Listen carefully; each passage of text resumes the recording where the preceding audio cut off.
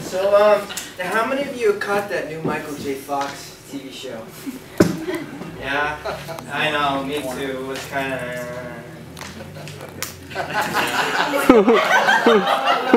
But you know, it gives me hope for a sequel to Back to the Future, and I've got a great plot line for it. So we send Marty into the future to find a cure for Parkinson's, and the title is The Cure for the Harlem Shakes. I know.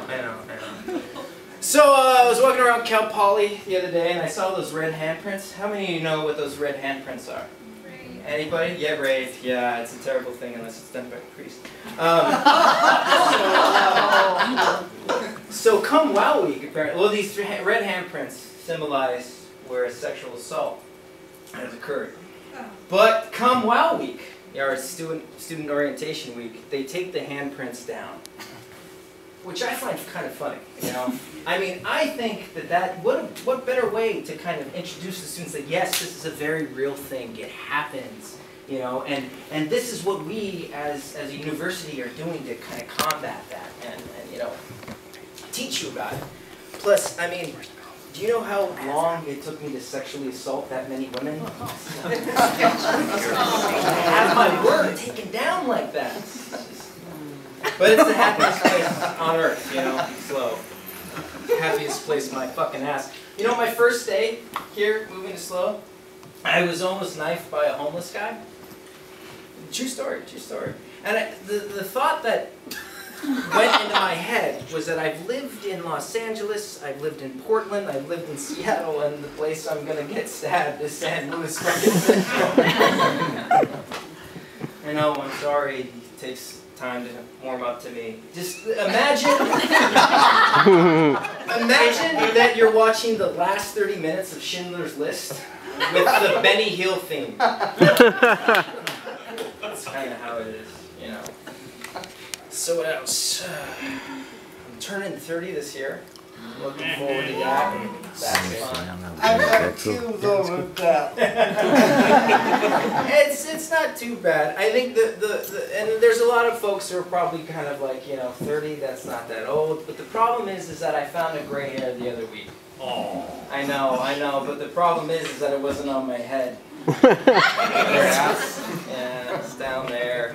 So it ruins your fucking sex life, I'll tell you, because it's hard to convince your wife to give you a blowjob when your penis looks like a shriveled up silverback gorilla with a stroke on its left side. I mean, when I masturbate, it looks like the opening scene of Gorillas in the Mist.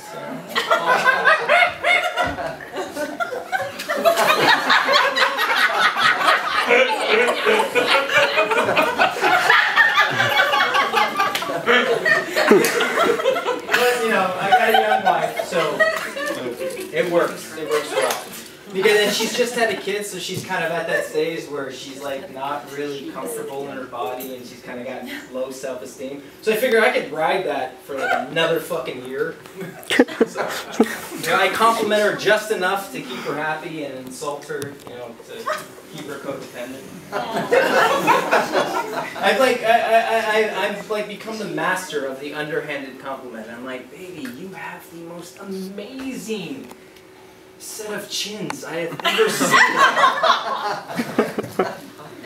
But I can get away with that joke. I can get away with that joke because she knows that I love her. She knows that I love her body. And she's not here right now. So she'll never fucking know. Because it's being filmed.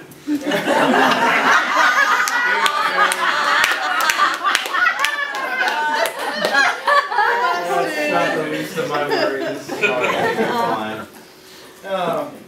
I do love old theaters like this. I love old theaters like this because you can see the audience's face when you say something fucked up and like the contempt that they have. Like for instance, I did this one play where I had to masturbate on scene, and it's real awkward when you make eye contact with somebody because you're just kind of like this, and they just want to look away, and I'm fucking with you. You want to be my red handprint?